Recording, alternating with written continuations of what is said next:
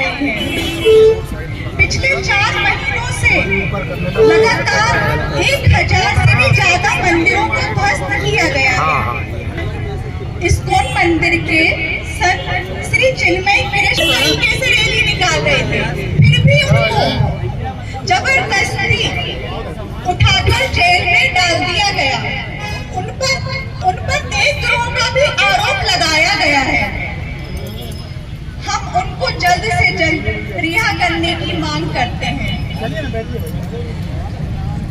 उन जो संत श्री संत जी हैं, उनके जमानत के लिए भी कोई वकील आगे नहीं आ रहा है, और जो वकील आगे आ रहे हैं उन पर जानलेवा हमले किए जा रहे हैं। आज बांग्लादेश में हमारे हिंदुओं पर जो वर्तमान में अत्याचार हो रहे हैं ना, वे न केवल हमारे मानव अधिकारों का उल्लंघन है, बल्कि हमारी संस्कृति और धार्मिक भावनाओं पर भी ठेस पहुंचाई जा रही है। विगत 5 अगस्त को फैली हिंसा के बाद लगातार बांग्लादेश में एक बड़ी संख्या में हिंदू समुदाय पर अत्याचार हो रहा है। उनकी हत्याएं की जा रही हैं, उनके घर लूटे जा रहे हैं, उनकी बहन बेटियों पर अत्याचार किए जा रहे हैं। हिंदुओं बहन बेटियों पर जबरन धर्मांतरण किया जा रहा है, और वहाँ की सरकार मौन है।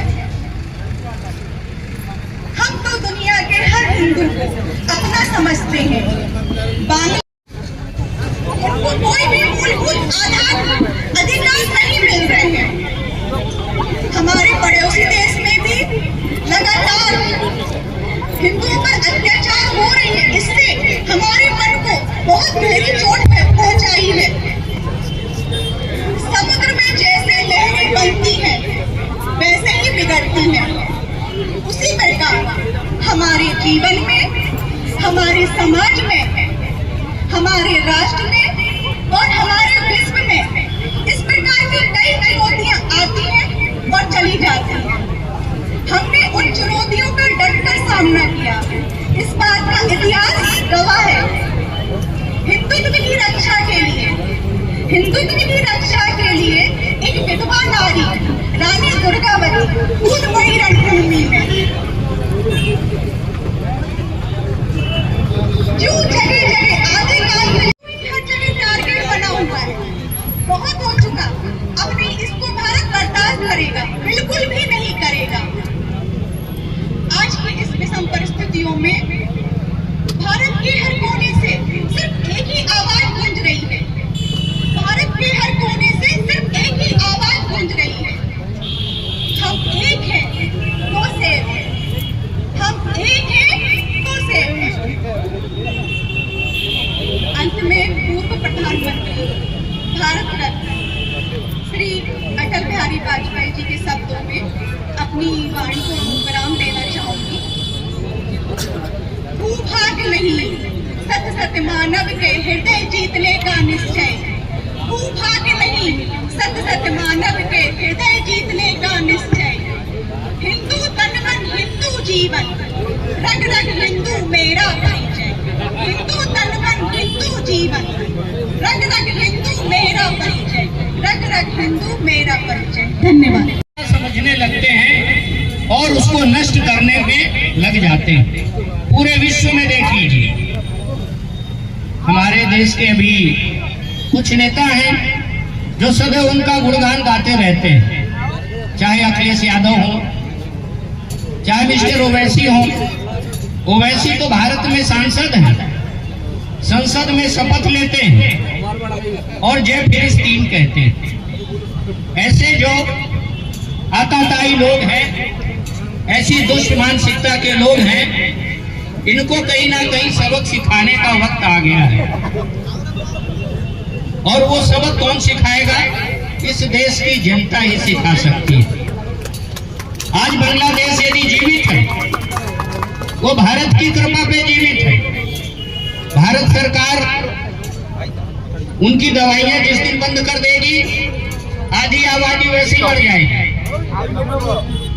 भारत सरकार फल देना बंद कर देगा, तो वहाँ के बच्चे फल खाने को तरस जाएंगे।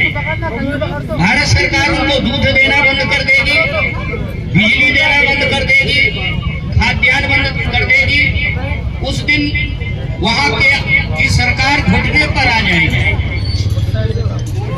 निश्चित है इस मंच के माध्यम से और आप सभी की ओर से हम भारत सरकार से भी आग्रह करेंगे कि बांग्लादेश में जो परियोजनाएं भारत सरकार के द्वारा चलाई जा रही हैं उन सभी को बंद करना चाहिए, क्योंकि कहते हैं सबको आप चाहे जितना दूध पिलाओ वो कभी अमृत नहीं दे सकता, वो जहर ही उगलेगा।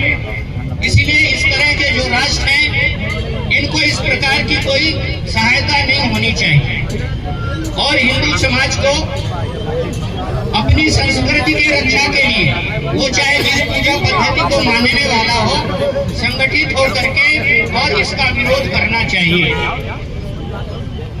एक समय की एक बात है कि एक संत सनातन समाप्त होता है तो कहते हैं विश्व में मानवता खतरे में आती है। खुफिया एजेंसी ने वहां की तत्कालीन प्रधानमंत्री को अवगत कराया था कि आपके देश में आरक्षण के नाम पर कुछ उग्रवादी संगठन आपकी सत्ता को अस्थिर करने वाले हैं, आप जागरूक हो जाइए। उन्होंने अपने सेना प्रमुख को इस बात से अवगत कराया। उन्हें ऐसा लगा कि ये सरकार मेरी है, इस सेना का प्रमुख भी मेरा है, लेकिन परिस्थिति ऐसी बनी कि वो सेनाध्यक्ष स्पष्ट रूप से उन्हें सहयोग करने में मना कर दिया। और कुछ दिनों के बाद ही उन्हें उस देश को छोड़ करके और आज भारत में वो अपना जीवन यापन कर रही है। ये हमारी संस्कृति की उदारता है,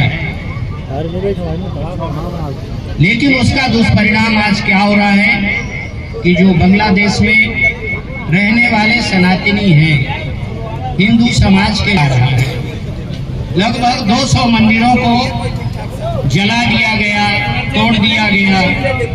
जहाँ जहाँ हिंदू समाज रहता है उनकी बहन बेटियों को इस्लाम स्वीकार कराया जा रहा है, उनके साथ सामूहिक बलात्कार हो रहे हैं, उनके घरों को जलाया जा रहा है और जो शासकीय सेवा में है उनसे जबरन इस्तीफे लिए जा रहे हैं। जबकि वहां आज जो प्रशासक है मिस्टर यूनुस खान, वो तो नोबेल पुरस्कार विजेता हैं, लेकिन धृतराष्ट्र की भांति आंख मूंद कर बैठे हुए हैं और वहां के आताताई, आतंकवादी और जो कट्टर इस्लामिक लोग हैं वो वहां की सनातन संस्कृति को नष्ट करने पर लगे हुए हैं। विश्व में रहने वाले प्रत्येक सनातनी का ये कर्तव्य बनता है कि हमको भी अपने धर्म, अपनी संस्कृति और अपनी परंपराओं की रक्षा के लिए अपने लोगों को कहीं ना कहीं इन बातों से अवगत कराना पड़ेगा। कोई भी राजनीतिक दल ये कहने को तैयार नहीं है, वो ये नहीं कहते कि वहाँ बांग्लादेश में हिंदुओं का सरेआम विनाश हो रहा है, हिंदुओं का कत्ल हो रहा है और उनकी रक्षा के लिए हमें खड़े होना चाहिए। केवल कुछ ही राजनीतिक दल हैं जो इस दर्द को महसूस कर रहे हैं। पूरे देश के अंदर अब सनातन चेतना मंच ये आह्वान कर रहा है कि भारत सरकार को इस ओर कदम उठाना पड़ेगा, तो पूरे लोग उस रास्ते को छोड़ करके अलग चले जाए। संत जी ने उस सर्प से बोला हुआ है, तुम्हें भी कल्याण का काम करना चाहिए। तो उसने पूछा, संत जी ये बताइए मुझे क्या करना चाहिए। महामहिम राष्ट्रपति जी को हम ज्ञापन सौंपने कलेक्ट्रेट परिसर जाएंगे और लयबद्ध तरीके से जो है हम चलते हुए उस रैली को समापन करेंगे। इसके पूर्व मैं हमारे समाज से भी श्री रविकांत जी से आग्रह करता हूं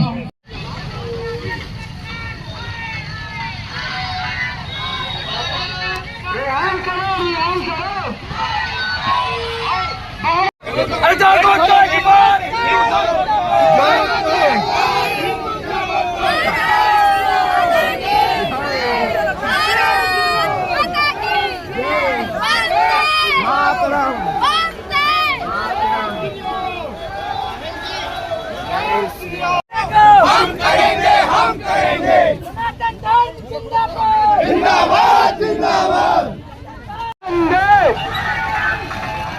रिहाई करो रिहाई करो की रिहाई करो रिहाई करो रिहाई करो की रिहाई करो रिहाई करो रिहाई करो रिहाई करो रिहाई करो।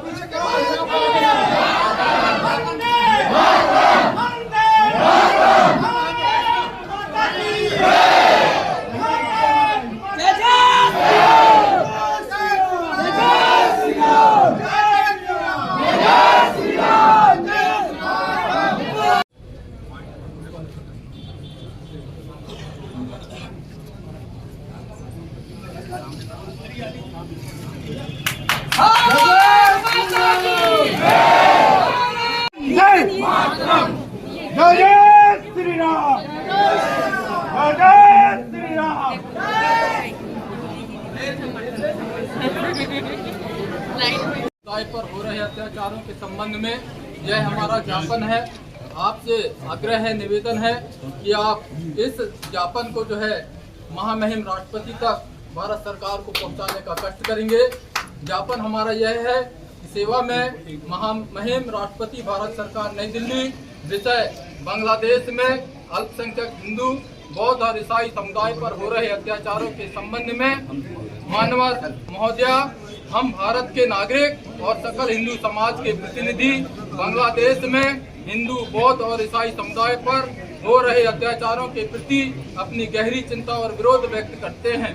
बांग्लादेश में वर्तमान में जो अत्याचार चल रहे हैं में है, बांग्लादेश जो है हमारे अल्पसंख्यक हिंदू समाज के प्रति जो है और वहाँ के नागरिक जो है बहुलता वाले, विशेष रूप से मुस्लिम समाज जो है हमारे अल्पसंख्यक हिंदू समाज को बांग्लादेश वासियों ने जो है अत्याचार, अन्याय और शोषण कर रहे हैं। इसके खिलाफ जो है भारत सरकार जो है संज्ञान में लेकर जो है बांग्लादेश सरकार को जो है थोड़ा सा दबाव बना के वहाँ के अल्पसंख्यक रहवासियों के प्रति जो है उनका भाव जो है अच्छा हो, ताकि सबको जीने का अधिकार मिले, आगे बढ़ने का अवसर मिल सके, पढ़ाई लिखाई के अवसर प्राप्त हो सके। इसलिए जो है हम लोग आज जिला कलेक्ट्रेट में आकर जो है महामहिम राष्ट्रपति के नाम से ज्ञापन सौंपे। क्या मांगे हैं संत लोगों की, आप लोगों की? चिन्मयानंद जी को बिल्कुल निष्पक्ष बरी किया जाए और जो वहाँ के हिंदू समाज है उसके साथ किसी अल्पसंख्यक समाज है उसके साथ किसी भी प्रकार की कोई भी घटना न घटे, और उसके लिए हम महामहिम राष्ट्रपति से हमारी मांगे हैं कि उनको यथाशीघ्र छुड़वाया जाए चिन्मयानंद जी को और हिंदू समाज के ऊपर अत्याचार बंद हो।